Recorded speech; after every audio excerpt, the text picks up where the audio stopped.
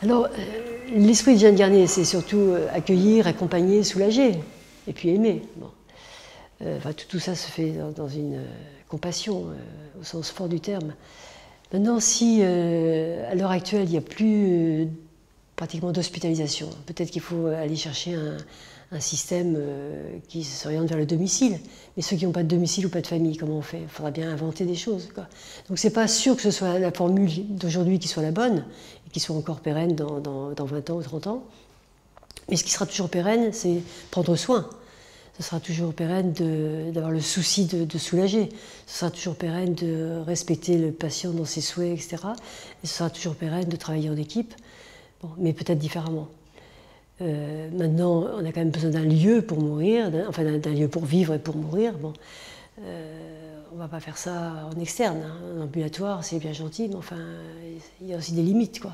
Donc il y aura toujours des lieux où des gens seront accueillis parce qu'ils n'ont pas forcément d'autres possibilités que d'être dans une institution.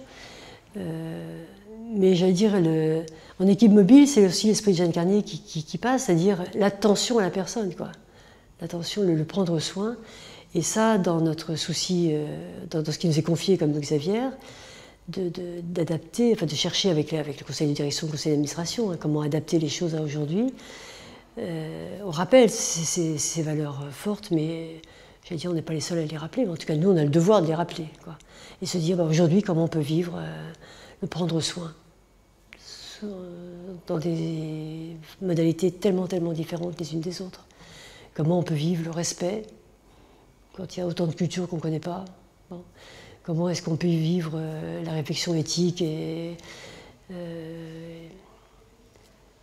quand les choix qu'on peut faire n'ont rien à voir avec les repères de certaines cultures, quoi. Alors est-ce qu'il y a une éthique universelle? Est-ce qu'il y a, voilà, même en Europe, certains pays ont pris des dispositions qui ne sont pas les nôtres. Bon.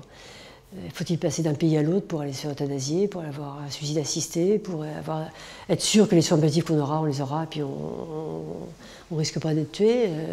Bon, voilà, il y a beaucoup de questions qui vont se poser, mais il y a aussi qu'est-ce qui est important? Qu'est-ce qui est important dans telle culture? Par exemple, nous en France, on dit c'est le malade qui est important, c'est le malade qui est au centre. Mais dans certaines cultures, c'est pas le malade qui est au centre. Ou plutôt pour dire que le malade est au centre, on désigne quelqu'un de la famille pour le décharger de tout ce qui peut l'encombrer, de ce qui est trop difficile à faire. Donc c'est pas le malade qui va nous dire ceci ou cela, c'est le frère aîné ou l'oncle ou le père. Bon. Mais c'est pas pour prendre la place, c'est pour le décharger, pour qu'il vive au mieux. Bon. On dit ça c'est pas la loi en France. Moi j'informe le malade, je n'informe pas la famille. C'est un petit peu rapide. Bon. On n'est pas aussi strict que ça, mais parfois c'est un peu ça. Mais non, j'écouterai la volonté du malade. Et le malade, il ne sait pas ce qu'elle est sa volonté, parce que dans sa culture, c'est pas ça qui est dit. Bon. Donc il dit ce que mon frère dit. Mais non, c'est vous, mais c'est mon frère. Bon. Donc là aussi, on a le brassage de population est de plus en plus important. Il y a des soins palliatifs dans tous les pays en plus. Il y a des congrès internationaux qui nous apprennent des choses comme ça aussi. Et ça, il faut en tenir compte aussi.